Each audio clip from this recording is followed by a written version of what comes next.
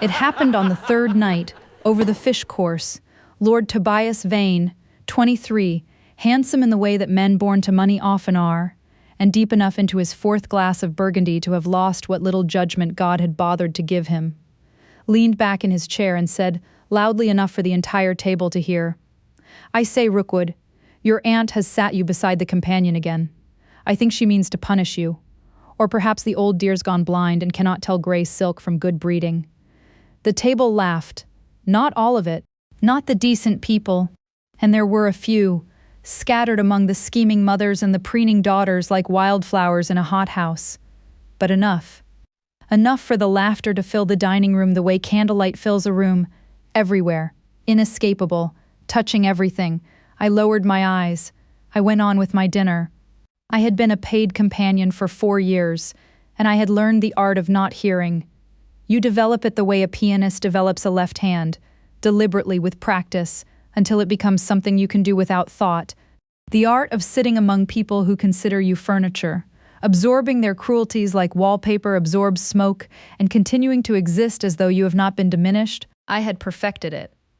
And then the Duke of Rookwood set down his glass. The sound was not loud. A crystal stem meeting a mahogany table, the smallest, most unremarkable gesture in the world. But the way he did it, with a precision that was almost surgical, as though he were placing the final piece of something he had been constructing for a very long time, made every head at the table turn. "I have found Miss Polk's conversation," he said, in a voice of perfect glacial, ducal frost, the most rewarding at this table this fortnight, and I pity any man too dull to discover the same. The laughter died.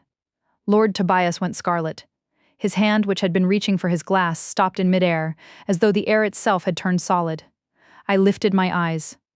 The Duke of Rookwood was looking at me across the candles with an expression I could not name, not pity, not amusement, not the careless gallantry of a rich man defending a lesser creature. It was something fiercer than that. Something that looked impossibly like recognition. As though he had seen me, truly seen me for the first time, and was furious at himself for taking so long.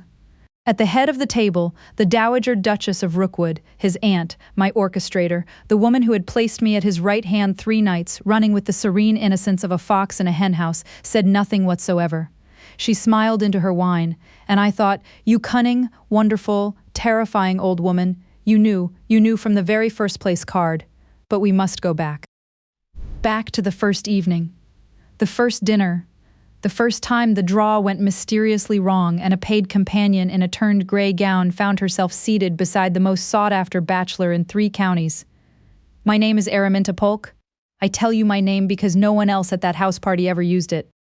To Lady Fiona Blackwell, whose companion I was Polk to the guests. I was the companion, spoken in the same tone one might say the footstool or the curtain. To the servants I was an awkwardness, neither upstairs nor downstairs, too educated for the kitchen and too poor for the drawing room. A creature who existed in the gap between worlds and belonged to neither. I was 26 years old. I had hazel eyes that people rarely noticed, brown hair that I wore pulled back with practical severity, and hands that had once played the pianoforte at concerts in Bath and now spent their days fetching shawls, retrieving dropped fans, and writing letters that other women signed. I had not always been this. My father was Sir Arthur Polk, a baronet, minor but respectable, with a pleasant estate in Wiltshire, a decent library, and a talent for choosing the wrong investments. He lost the estate when I was 19. He died when I was 21. Of shame, I think, though the physician wrote heart failure on the certificate, which amounts to the same thing. My mother was already gone.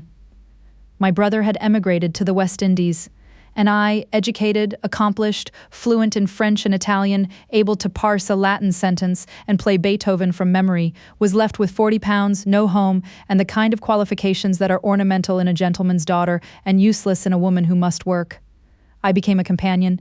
It was the only profession available to a gentlewoman who had lost everything but her vowels. You sit beside wealthy women. You pass them their drops. You read to them when they are bored. You listen to them when they are cruel.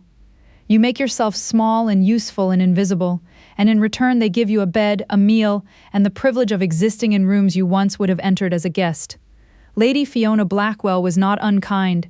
She was merely oblivious, a large, comfortable woman who treated me the way she treated her pug, with absent-minded affection and no particular awareness that I might have an inner life. It was Lady Fiona who brought me to the house party at Hartwell Park. And it was at Hartwell Park that the Dowager Duchess of Rookwood, Lady Fiona's oldest friend, a woman of 72, with a mind like a Swiss clock and a heart she hid so well that most people believed she didn't have one, looked at me across a drawing room, looked at her nephew, and began to scheme. Lysander Hale, 5th Duke of Rookwood, was 31 years old, and he was exhausted. Not physically. A duke is never permitted to be physically tired. There are valets and carriages in country houses for that. His exhaustion was of the soul, the specific weariness of a man who has spent a decade being wanted by everyone and known by no one. He had 30,000 a year. He had an estate in Northumberland with a deer park and a lake. He had a house in London, a seat in the Lords, and a face that, according to the gossip columns, which he did not read but could not escape, combined the severity of a Roman senator with the melancholy of a poet. He had dark hair, gray eyes, a jaw that could have cut the paper on which the gossip columns were printed, and an ability to enter a room and make every woman in it forget what she had been saying. He also had no wife, which was, in the eyes of Regency society, a deficiency more alarming than bankruptcy, more scandalous than adultery, and more incomprehensible than atheism. He did not lack for candidates. They came in battalions, at balls, at dinners, at house parties arranged with the transparent purpose of putting eligible young women in his path. They were beautiful, accomplished, well-bred, and uniformly, devastatingly the same. They laughed at his jokes before he made them. They agreed with his opinions before he stated them. They looked at him and saw the title, the income, the house, the carriage, and behind all of it, not a man, but a position to be filled. He had come to Hartwell Park because his aunt, the one person in the world whose invitations he could not refuse, had promised him a quiet fortnight's shooting. No schemes, no matchmaking, no mothers. She had lied, of course. The house was full of them. Lady Cecilia Hargrove, golden-haired and china-eyed, whose mother had brought 3 trunks of gowns and a campaign strategy that would have impressed Wellington. Miss Arabella Drummond, who sang like a nightingale and had been coached to mention casually that she adored Northumberland. Miss Georgiana Fane, who had read every book the Duke had ever been known to mention and could quote them with a precision that was more stalking than scholarship. The Duke endured. He endured the way a man endures a siege, with patience, with courtesy, and with the growing certainty that he was being slowly, politely murdered. And then his aunt sat him beside the companion. "You have put me beside the companion again," said the Duke of Rookwood, low, bending to his aunt's ear before the dinner gong. "The whole table of eligible beauties you collected at such expense, and you seat me beside Miss Polk." "Did I?"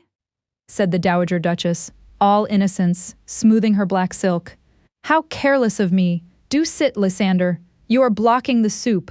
He sat. He always sat, for one did not argue with the Dowager Duchess of Rookwood in her own borrowed dining room before 24 guests. One merely endured her as one endured weather. And there, on his right, exactly where she had been placed, was Araminta Polk, companion to Lady Fiona Blackwell, dressed in the same gray gown she had worn since the house party began. Her gloves mended at one finger. Her eyes fixed with great concentration on the arrangement of her cutlery, as though she would rather be anywhere on earth than seated beside the most sought-after bachelor in 3 counties. "Miss Polk," he said, "we meet again. My aunt's seating chart appears to have a defect." "It does, Your Grace," I agreed gravely, and at last looked up. "I have tried to mention it to her. She says the place cards must have got muddled in the draw."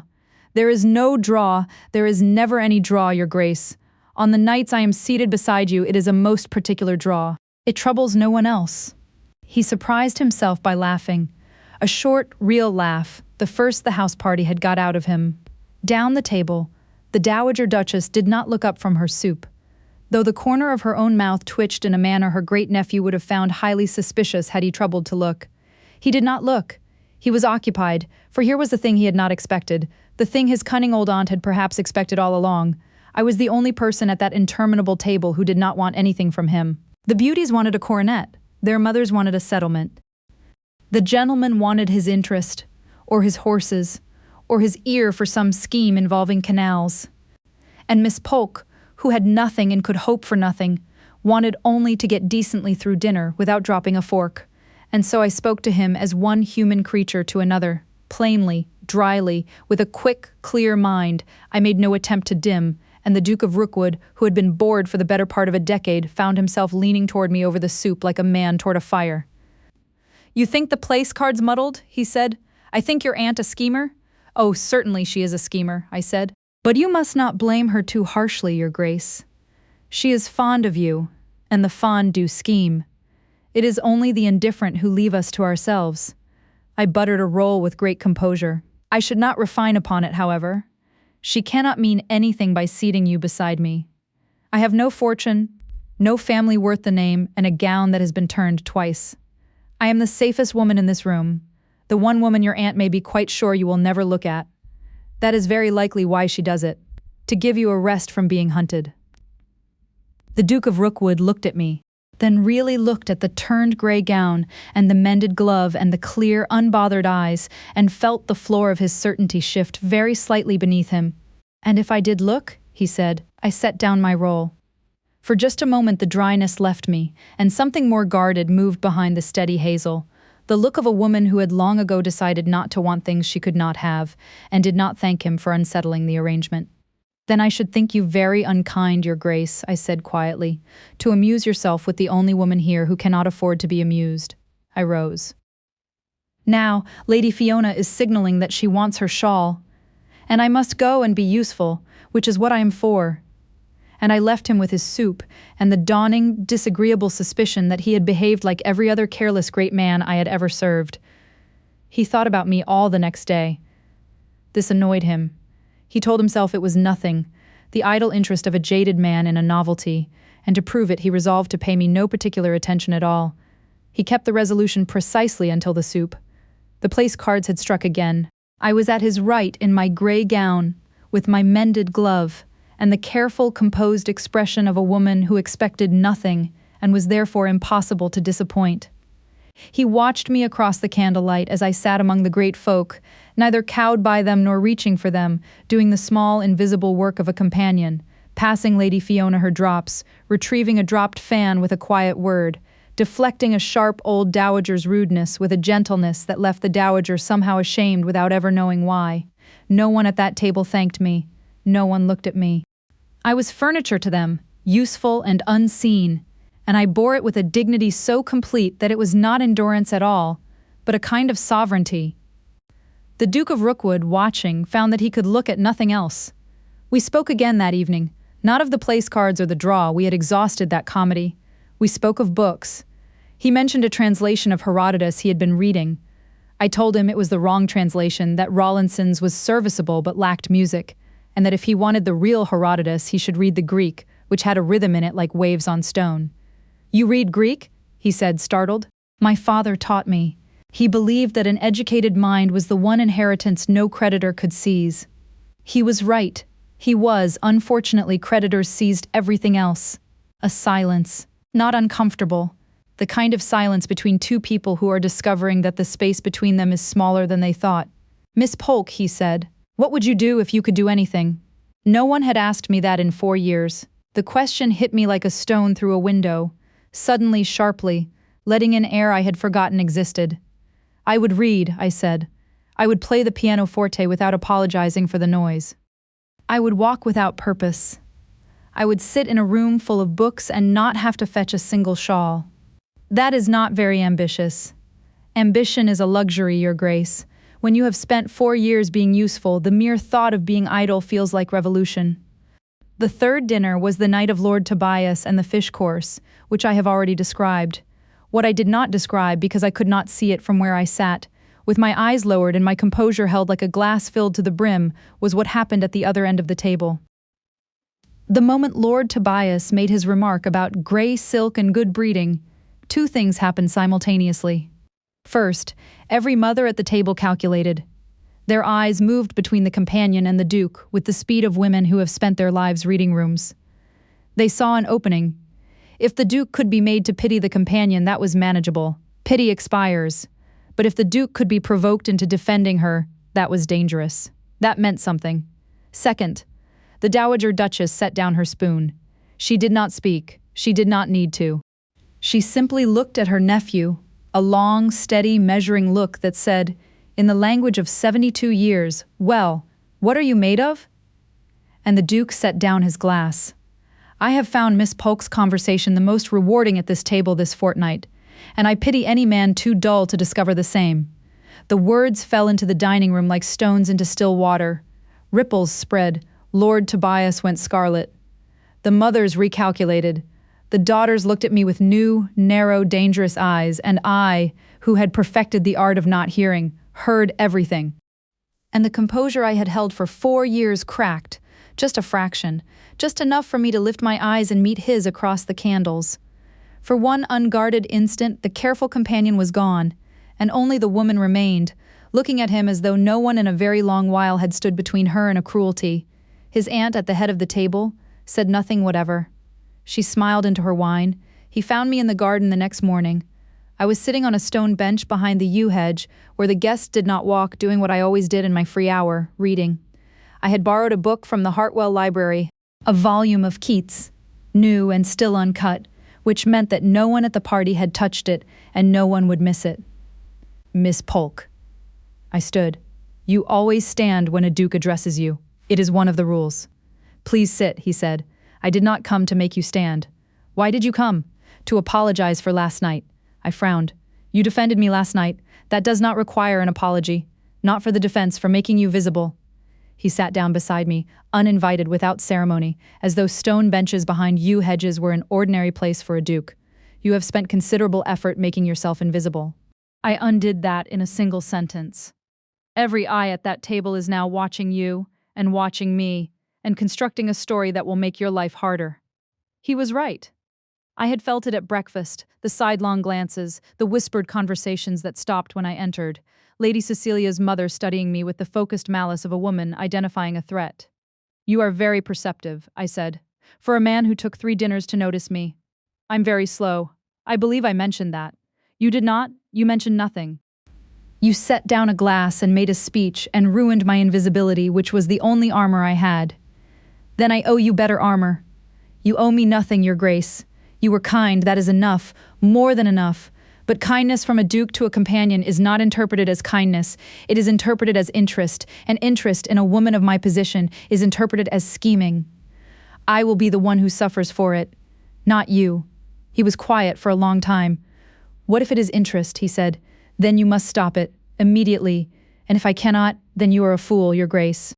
A kind, perceptive, slow fool who reads the wrong translation of Herodotus and has not laughed properly in a decade, and I cannot afford fools, however well-intentioned.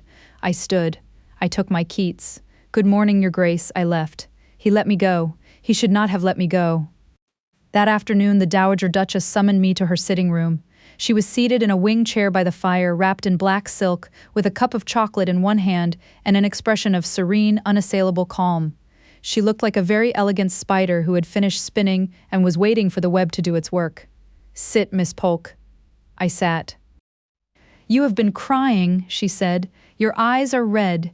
You have also been walking too fast, which you do when you're upset, and you have a grass stain on your hem from the garden bench. I am 72, my dear. I miss nothing. Your Grace, be quiet. I have something to say, and I shall say it badly if you interrupt, because I have not said anything honest in approximately 40 years, and I am out of practice. She set down her chocolate. I married the 3rd Duke of Rookwood when I was 19 years old. I was not his mother's choice. I was not society's choice. I was a clergyman's daughter with no fortune, no connections, and a very sharp tongue that my mother spent 18 years trying to blunt. The old Duchess, my mother-in-law, called me that little person for the first 3 years of my marriage. She seated me at the far end of every dinner table behind the soup tureen, where no one could see me. She looked at me, her old eyes dark, bright, clever, held mine without flinching. My husband saw me, that was all. He saw me when no one else did, and he married me against every objection because he said, and I remember his exact words, 53 years later, she is the only woman in the room who does not agree with me before I have spoken, and I find I cannot do without her. She picked up her chocolate again. I have buried that man 20 years, and I have watched my nephew become exactly what his uncle was. A good man, a lonely man, surrounded by people who want his title and have never once troubled to discover his mind. And I thought there must be someone who will see the man and not the Duke. Someone real. And you chose me, I said. I noticed you, she corrected. At Lady Fiona's musicale last spring, you were standing by the window while every other woman in the room was performing for the gentlemen, and you were reading a book, holding it behind a curtain so no one would see. And I thought, there she is. There she is, the one who is not performing, the one who has nothing to gain and nothing to prove, the one who will speak to him as a human being because she does not know how to do anything else. She set down the cup with a decisive click. I have buried a husband and watched a great many marriages, my dear, and I will tell you the whole secret of the business, for it is short. The right woman is almost never the one they push at you. She is the one already in the room, asking for nothing, whom you have not the wit to see. She leaned forward. I only kept seating you where he could not help but look. The looking, my dear, he managed entirely on his own. Lady Cecilia Hargrove's mother, Mrs. Hargrove, was not a foolish woman. She was something far more dangerous, a clever one. She had brought her daughter to Hartwell Park with a single purpose. Lady Cecilia would be the Duchess of Rookwood. She had spent £2,000 on gowns, 6 months on intelligence gathering, and a lifetime on the conviction that beauty, breeding, and a determined mother were an unstoppable force. She had not anticipated a paid companion in a grey gown. After the Duke's public defense at dinner, Mrs. Hargrove moved with the speed and precision of a field general. Within 24 hours she had accomplished 3 things.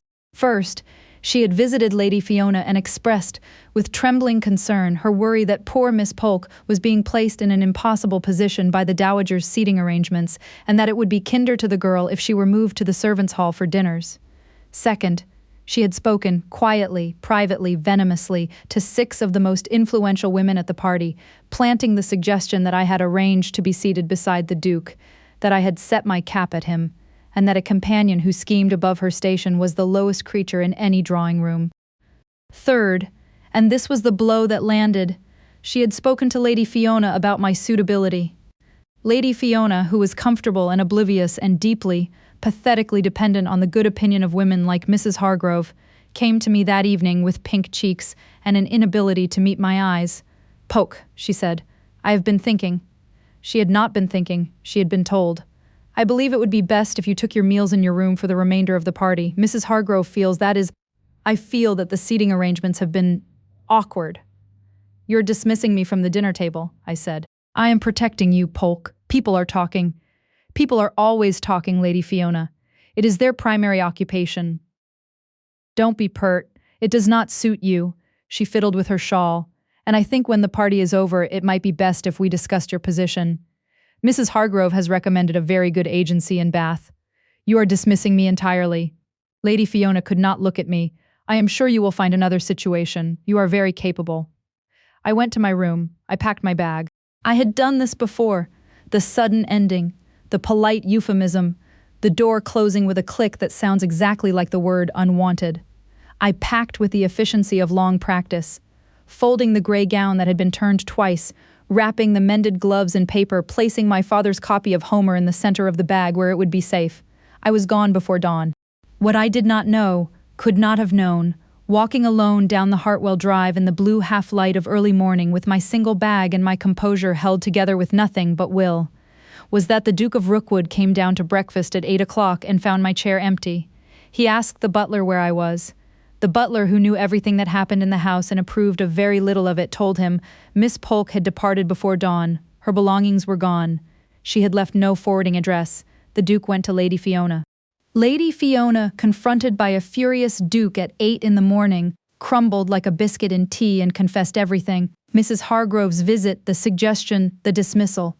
The Duke went to Mrs. Hargrove. What he said to her I do not know precisely, but Mrs. Hargrove and Lady Cecilia departed Hartwell Park within the hour, in a carriage that was loaded with such speed that 2 hat boxes were left behind on the gravel.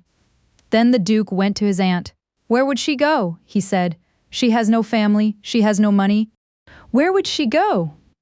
The Dowager Duchess looked at her nephew, at the panic in his grey eyes, at the wildness in a man who had not been wild about anything in a decade, and said, "The coaching inn at the crossroads. She will wait for the morning stage to Bath. She has nowhere else." He was on his horse before she finished the sentence. I was sitting on a wooden bench outside the coaching inn, with my bag at my feet and my Keats in my lap, when the sound of hoofbeats came fast down the lane. He pulled up in a shower of gravel. He dismounted before the horse had stopped. He was not in his usual impeccable coat. He was in shirt sleeves, no cravat, his dark hair disordered, breathing as though he had ridden hard, which he had. "Miss Polk," he said, "Your Grace, you left. I was dismissed. I know I have dealt with it. Lady Fiona is in tears, Mrs. Hargrove is gone.